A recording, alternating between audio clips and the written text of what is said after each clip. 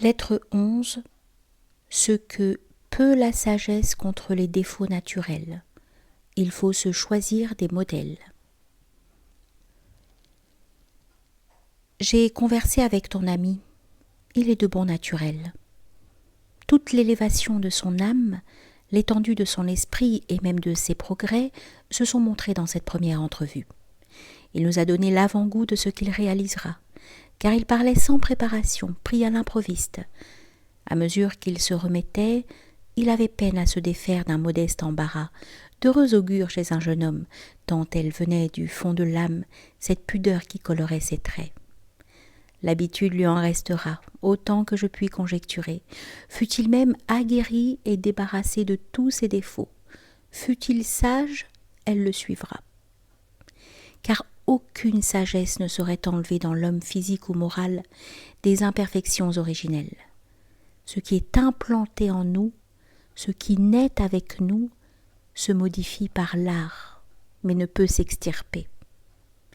J'ai vu les plus hardis mortels ne pouvoir paraître en public sans être pris d'une sueur soudaine, comme ceux que la fatigue ou une extrême chaleur accable. J'en ai vu à qui les genoux tremblaient au moment de prendre la parole. Il en est alors dont les dents s'entrechoquent, la langue balbutie, les lèvres demeurent collées l'une à l'autre. C'est de quoi les leçons ni l'usage ne guérissent jamais. La nature manifeste là son empire et avertit même les plus forts de leur faiblesse. Outre cela, je connais encore ces subites rougeurs dont se couvrent les visages même les plus graves.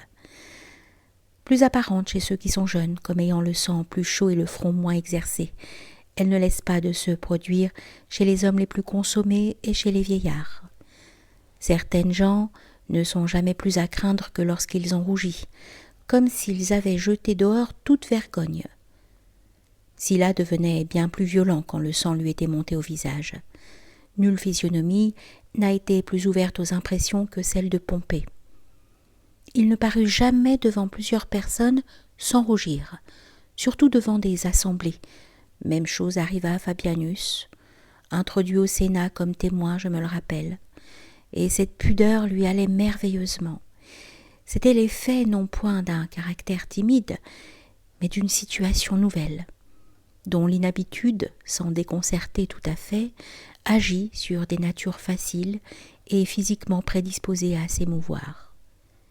Car si chez les unes le sang est plus calme, vif et mobile chez d'autres, incontinent, il se porte au visage. C'est, je le répète, ce que la sagesse n'empêchera jamais. Autrement, elle tiendrait la nature même sous sa loi si elle en rayait toute imperfection. Celle qu'on tient du hasard de la naissance et du tempérament, lors même que l'âme a longtemps et péniblement lutté pour s'en affranchir, ne nous quitte plus. On ne les étouffe pas plus qu'on ne les fait naître. Les acteurs qui, sur la scène, imitent les passions, qui expriment la crainte dans ses agitations les plus vives et l'abattement dans tous ses symptômes, n'ont d'autre moyen pour simuler la honte que de baisser la tête, prendre un ton de voix humble, fixer sur la terre des yeux à demi fermés. Il ne leur est pas donné de se faire rougir, phénomène qu'on n'empêche ni ne provoque. La sagesse ne promet ni ne fait rien pour le combattre. Il dépend que de lui-même. Il paraît contre notre volonté, comme il disparaît sans elle. Mais ma lettre réclame le trait qui doit la terminer. Reçois donc un utile et salutaire conseil que je veux que tu graves dans ton âme. Il nous faut choisir un homme vertueux et l'avoir constamment devant nos yeux, afin de vivre comme en sa présence et d'agir en tout comme s'il nous voyait. Voilà, cher Lucilius, un précepte d'Épicure. C'est un surveillant, un gouverneur qu'il nous impose, et avec raison. Que de fautes éviter si, au moment de les commettre, on en avait un témoin. Prenons pour guide de conscience un homme révéré par nous, dont l'autorité purifie nos pensées les plus secrètes. Heureux le personnage dont la présence, que dis-je, dont le souvenir même rend meilleur. Heureux qui le vénère assez pour qu'à ce seul souvenir, il rentre dans le calme et dans l'ordre. Qui rend aux vertus cet hommage le méritera bientôt lui-même. Oui, fais choix de Caton ou, s'il te paraît trop rigide, adopte la morale plus tempérée de Lélius.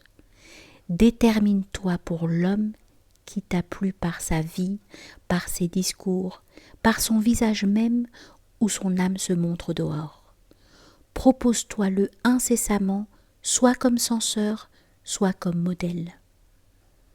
On a besoin, je le dis encore, d'un type auquel se conforment nos mœurs.